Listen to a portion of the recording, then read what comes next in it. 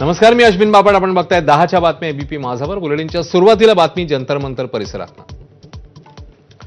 जंतर मंतर परिसरामध्ये काही काळ पुन्हा एकदा तणाव आणि गदारोळाचं वातावरण पाहायला मिळालं. समाजकंटकांनी पोलिसांवर हल्ला केल्याची माहिती आहे. जमावाने अचानक दगड आणि बाटल्यांनी पोलीस कर्मचाऱ्यांवर हल्ला केला. यामध्ये कनॉट प्लेसचे एसीपी विवेक भगत जखमी झाले. त्यामुळे प्रत्युत्तरादाखल पोलिसांना सौम्य लाठीमार करावा लागला.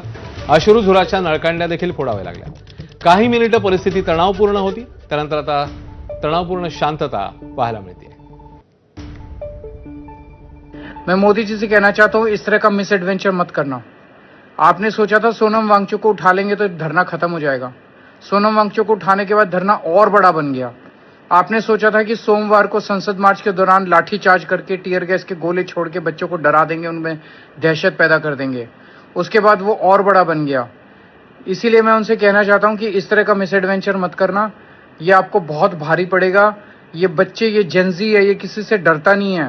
जितना आप इनको दबाने की कोशिश करोगे उतना ये और बड़े बनते जाए और इनके मन का डर निकलता जाएगा। तो प्लीज इस तरह का हमारे बच्चों के ऊपर, हमारे यूथ के ऊपर किसी तरह का कोई क्रैकडाउन नहीं होना चाहिए। जंतर मंतर परिसरामध्ये सध्या तणावपूर्ण परिस्थिती आहे. आढावा घेतला आमचे प्रतिनिधी वेदांत नेब यांनी. पाहूया.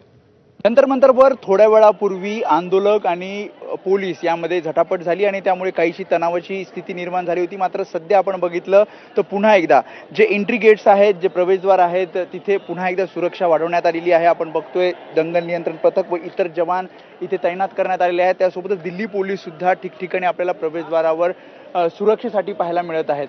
काही आंदोलक इथे आले, त्यामुळे काही घोषणाबाजी झाली आणि घोषणाबाजीमध्ये धक्काबुक्की सुद्धा आंदोलक आणि पोलिसांमध्ये झाली. मात्र सद्यस्थितीमध्ये आपण बघतोय पुन्हा एकदा स्थिती नियंत्रणात आणलेली आहे आणि आतमध्ये जे आंदोलनकर्ते आहेत ते अगदी पहाटेपासून जे इथे आहेत ते सुद्धा आपण इथे बघतोय.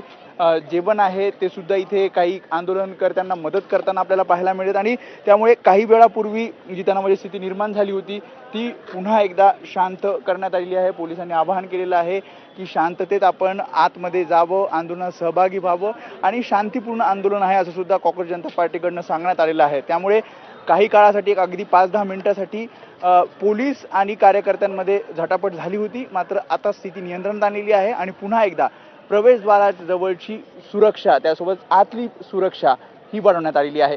कॅमेरामॅन अरविंद वारगेसह मी वेदांतने, एबीपी माझा, दिल्ली. दरम्यान पंतप्रधान मोदी